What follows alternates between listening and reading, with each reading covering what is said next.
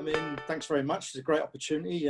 We're all learning, working from home as it is, and learning how to use technology to communicate. And I think it's a very worthwhile endeavour that you're doing today. So in respect of the ITF, but also the RMT, it'd be helpful just to give our experiences in the UK, but I suspect you'll find that they're very similar elsewhere.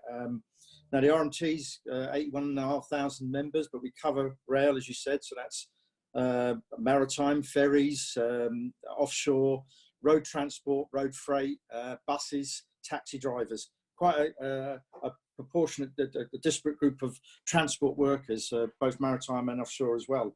And in those circumstances, we've had quite a lot of common issues developing. So the government, when in the UK, decided to introduce furloughing scheme, and where they put workers on leave and pay them 80% of their wages, up to £2,500 a month, allowed actually workers to be less exposed in some respects, and that has helped us try and negotiate with a lot of industries. The vast majority, although we've got some of our transport network in public ownership, the vast majority of it is in the private sector.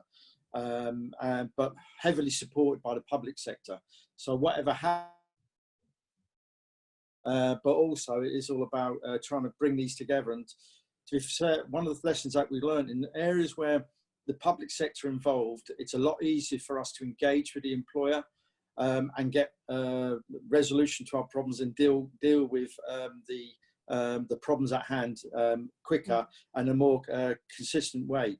So there'll be examples like that in London Underground, where we, the metro in there, or the tube as we call it, we have the Sadiq Khan and the mayor there, and Transport for London. We find it a lot easier to get things dealt with there because we've got one unified structure and it's publicly owned. Network Rail, which is the main infrastructure company in the UK, 20,000 track miles, employs 40,000 rail workers. Actually, we're doing some quite good things there about protecting our members and working through how to deal with some of the very difficult problems. If you contrast that with the bus industry, where it's very fragmented and based in the towns and the cities and in the countryside, a lot of different bus companies, it's very difficult to actually try and bring together, and you're dealing things on a piecemeal way. The same actually on the operations of our trains in the UK, where we have franchising model. We have had to spend a considerable amount of time in the middle of this crisis trying to bring together the employers. And I think you've heard of the phrase, you may have heard the phrase, like herding cats. Well, that's what we felt like in the middle of that. But as a top of that, we got a minimum standard cross-sectoral agreement, which allowed us to try and get some minimum across the piece to try and control and regulate what's going out in that area. And we're having regular dialogue now, but getting things with the employers under a rail industry coronavirus forum, which is the first time we've had some sort of national forum in our railways since 1992 when they were privatised. So that is difficult. Yeah, I mean, it's really interesting that you're pointing out the different kinds of models that you're looking at to make sure that transport is continued, but also that the operators remain well protected. And that idea of having a unified entry point for that conversation to take place and to be able to have a resolution of issues is fascinating, because, of course, sometimes, as we've just heard from your examples, you have a spider web almost approach of different systems in place coming together.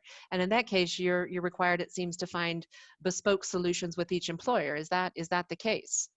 Yeah, in some places it is, and in some of these areas we've got a lot of industrial muscle, although you don't use it at this moment in time, but employers do realise that at some stage this will be over, and then they don't want to upset the organisation. And in other places, like cleaners, for example, where it's hard to organise, it's very difficult to protect them. And so what we've been trying to do is use the agreements we've got in place to protect the poorly organised, the poorest paid people. I mean, cleaners, as a sense, cleaners, for example, often overlooked, mainly outsourced, and certainly undervalued. And one of the things that's come out of this crisis is how everybody now values our transport cleaners, because one of the strategies we're dealing with in trying to actually protect passengers and actually protect workers operate in the rail industry and the bus industry and transport industry maintain, is making sure there's a clean working environment, whether it be on a bus or a train or actually in the workplace. Because we've had 14 transport workers die of what we believe coronavirus, COVID-19 related deaths. Yeah. Doesn't sound a lot, but predominantly a lot of them are actually, the majority of them at the moment are bus drivers or bus workers, and that's going to increase. So one of the issues for us, and it's another thing that's come out of this debate, is that suddenly there's a whole core of workers in the UK, and I suspect elsewhere, and who are now classed as essential and key workers. And that includes shop workers, by the way, transport workers, not only just previously it would have been the services like firefighters and health and social care, doctors. Now there's a bigger pool of workers who are actually classed as essential for the operation of the country and key workers. But that puts its own pressure on us. So the biggest issue initially was to try and get some protection for our members to make sure they had security, that knew what would happen in their jobs. That if they were going to get sick, they wouldn't have been punished and therefore didn't come to work sick, because pay systems and casualizations meant that people don't have the same conditions. And we had that coming through. But now the next thing is safety and PPE. So I'm afraid I'm going to have to leave it at that, because you've talked about now, I think, key issues of the value of essential workers, that expanded crowd, and then making sure that there is protection. It sounds like a difficult time to be dealing with these issues as you have different models, different mechanisms, and really appreciate the variety of positions you've brought into this. I think we might come back to you if time permits. Okay, try and hang on. I've got another meeting shortly. We could have hours of discussion around this, and really appreciated